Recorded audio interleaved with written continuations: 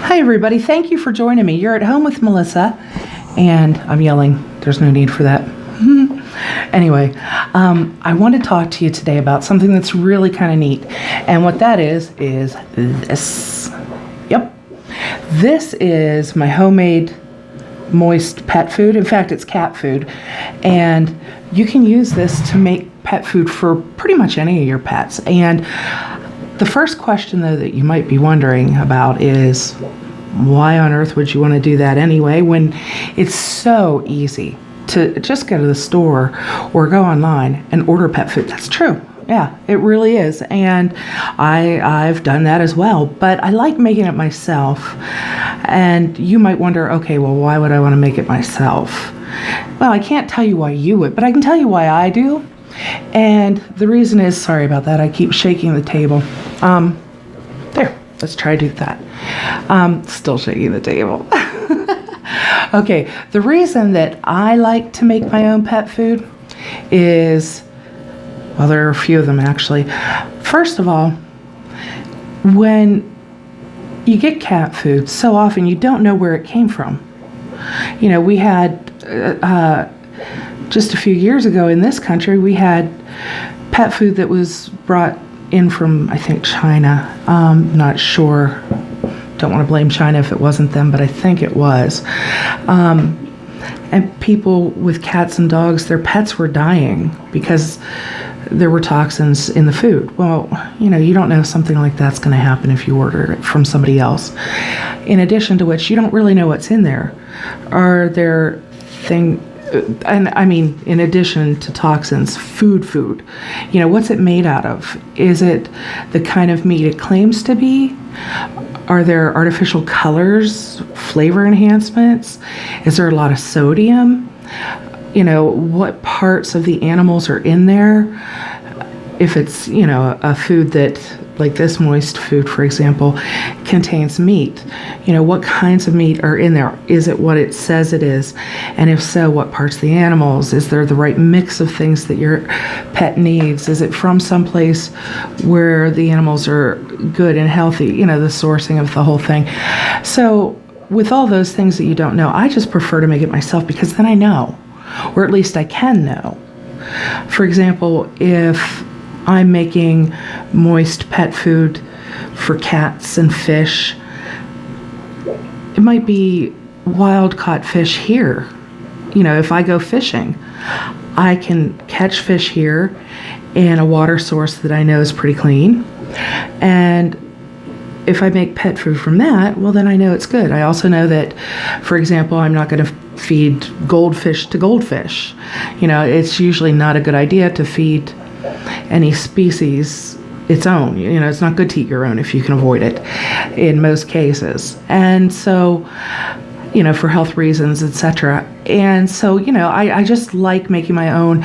And generally, if I make it myself, it's not only better quality and they're with more security than there would be if I bought it in a store, but also I can make it more cheaply myself than buying it.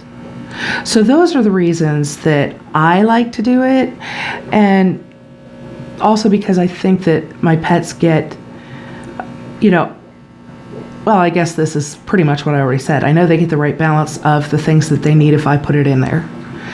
And so that's why I like to make my own moist pet food. Now, as to whether you use raw ingredients or cooked, that it depends on who you talk to, what they tell you. But one thing you need to make sure of if you're using meat products is that before you do make your food out of it, it needs to be either cooked or frozen. And the reason this is that you want to make sure that if there are any bacterial infections involved in the meat, if there's any contamination by bacteria, that you've killed that off. Heating by way of cooking or freezing it will kill off those bacteria and generally kill off any infection that you might pass to your pet that way. In addition, what about parasites? You know, if there's a parasite in the meat you're using and one of your pets ingests it, well, they may have just infected themselves with that particular parasite. So cooking and freezing before you use it is a good idea. And then, of course, if you've frozen it, make sure to thaw it in the refrigerator before you make your meat, your food. And you might be wondering, well, why am I just sitting here talking to you and I'm not showing you how to make it? And that's just more for aesthetics than anything else. I can tell you about it really effectively. You don't really need a demonstration. And frankly, it's kind of gross. So I'm going to avoid that. And we're just going to talk about how you make it because it's really not that hard. It's really not. I'm going to focus primarily on cats because this is cat food. This is chicken. And the thing to be aware of with cats is that, because as you're making food for your pet, you got to keep in mind what kind of pet it is. And like I said, I'm going to stress cats just to simplify things. And since that's what what we have right here, keep in mind when you're making food for your cat that it's what's called an obligate carnivore. Okay? And what that means is simply that a house cat can get all of the nutrients it needs through eating a diet of other animals. They don't need carrots added for eyesight. They don't need this. They don't need that. They can get everything they need from eating animals. Now, this doesn't mean you can go to your store and buy boneless, skinless chicken breasts and feed them nothing but that, and they're going to get everything they need, because that is certainly not the case. When I say other animals, I mean animals, the whole thing. For example, they get their calcium from the bones of the animals they eat. So you can see where I'm going with this and why, doing a demonstration of the making of it would be kind of disgusting to watch, is that you want some organ meat in there, you want some muscle meat in there, you want bones in there. We're talking whole animals. And so I got a roasting chicken for this, for example. And yes, I ate the breasts and I ate this and I ate that. And then the meat that was left and the bones and even the organ meat, I grind it up with a meat grinder, and then I cooked it. In fact, I boiled it way down and then ground it through the meat grinder and then canned it. And what you want to do if you don't have a meat grinder that's one of those big heavy-duty meat grinders that can crunch through bones, is you can boil everything that you're going to use in your pet food. And boil it, and the bones will become kind of soft, okay? And then you can pretty much put it through a food processor and then can it or freeze it. And then before you go to use it, you just thaw it in the refrigerator until it's no longer frozen and give it to them cold. But I like canning it because then I can store it on a shelf. It'll last longer. It won't get freezer burnt. And it also is the kind of thing where then, I've got plenty of space for everything. I don't take up all the space in my fridge. But make sure it's things that your pets like. For example, I could say I was making a food out of fish. Well, then I can use that fish food to feed my fish and my cats. That's very nice, because then I open a can and I just share it with everyone except for Spiky. She doesn't like fish. But, if I wanted to make a food for just my fish and lizards, I could even get earthworms and mealworms and things like that and make the food that way. And if that were the case, since these are more delicate, perhaps I would choose just to freeze it and then thaw it right before I feed it to them. Perhaps I wouldn't want to can it. Knowing me, I would try it to see how the canning worked out. And if I do that at some point, I'll tell you guys about it as well. But if the canning leaves it with a texture that's really unpleasant or really, really different, or the fish and the lizard don't like it, then I'll just resort to grinding things up, freezing, and then thawing it and giving it to them thawed. But with the cats, I just sometimes do grind things up and then take the raw form, put it in a Ziploc freezer bag, and flatten it out so that it's nice and flat. Get all the air out of it so it doesn't get freezer burnt, and put it in the freezer. And if you flatten it out, because you've got this, basically you've ended up with sort of a pate. And so if you then just flatten it out in the bag and get all the air out of the bag, you can lay them flat in the refrigerator or in the freezer, and they'll stack like sheets of paper basically, and it'll be nice and neat, save space in your freezer, and you can really get a lot in there. And then where you're going to use one, you take it out, you put it in the refrigerator the day before, and by the next day it's probably thawed, and you can then use it for your pets. The canning, I open it, give some to the cats, give some to, say, the ducks can eat chicken, and I would gladly try this on my Oscars. I haven't yet. I probably will out of this can. See if they like it. If they do, they can eat that as well.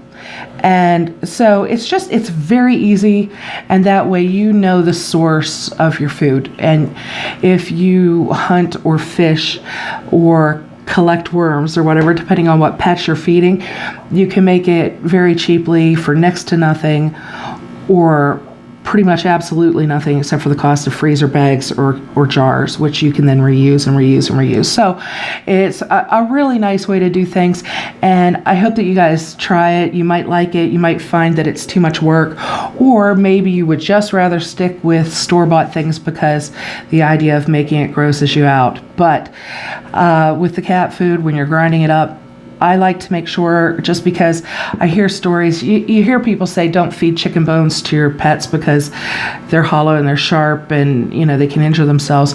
But I think of it and I think, well, cats in the wild, they eat birds with the hollow bones and the sharp edges. But at the same time, I have to admit, it does work on my mind, and I worry about it. So when I grind things up, I make sure to grind them up really, really well, and there are no shards in there. In fact, I'll stick my hands in it and make sure. So you might want to do that as well, or you might not worry. If you're using beef for, say, dogs or what have you, having chunks of bone in there, you might actually want that for their teeth, or, and it's not going to break into the little shards that are going to hurt them. But another thing you can do for dogs with, say, bones from pork or cows is just freeze them and then pull them out when your dog needs a new toy to chew on and get their teeth all nice and clean, and give it to them then. You don't have to give it to them right when you use it. So that's about it. I can't think of anything else that I really want to say about that, but if you do, if you think of something you want to know, feel free to drop me a line. I will get back to you as soon as I can. It might be a little bit of time yet because I'm having some technical difficulties, and I know, story of my life, right? But my cat actually totally broke, doesn't work anymore. She broke my laptop running across the keyboard. I don't know what she did, but it's frozen.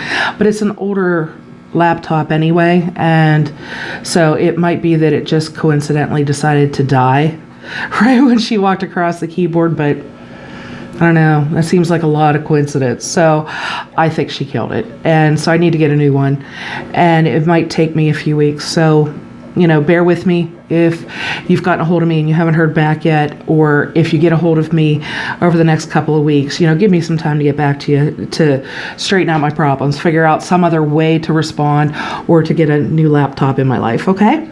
So anyway, go off, make your cat food or dog food, fish food, lizard food, whatever you want to make. Can it, freeze it, enjoy yourself, and your pets will be nice and happy, and thank you. And another good thing about it, one last good thing about it is, if you're at home cooking and, like, say you were going to leave, you gather your food and stuff while you're out in the woods, and you're going to be out there anyway. Okay, you were going to be out of the house anyhow, but then if you're buying their food for them at the store, that's more time you're away from them that you could be home cooking for them and giving them little bits and nibbles and playing with them. Yeah, I know that I was grasping at straws there. But anyway, yeah, there are a lot of good legitimate reasons for making your own. So if you want to try it, that's how you do it. And you just, as far as the canning goes, use basically, in order to can it for the length of time that you would for meat for that size of container, and you're good to go. All right, thanks again, guys. Enjoy your day. Go out, have fun, learn, and any stories that you have about making your own moist pet food, because someday we'll probably do videos on dry food as well. But anything you have to share, any advice, anything like that, just drop a thing in the comment section so we can all see it, because we'd really enjoy it too. Again, thanks a lot, and we'll talk to you soon. Bye.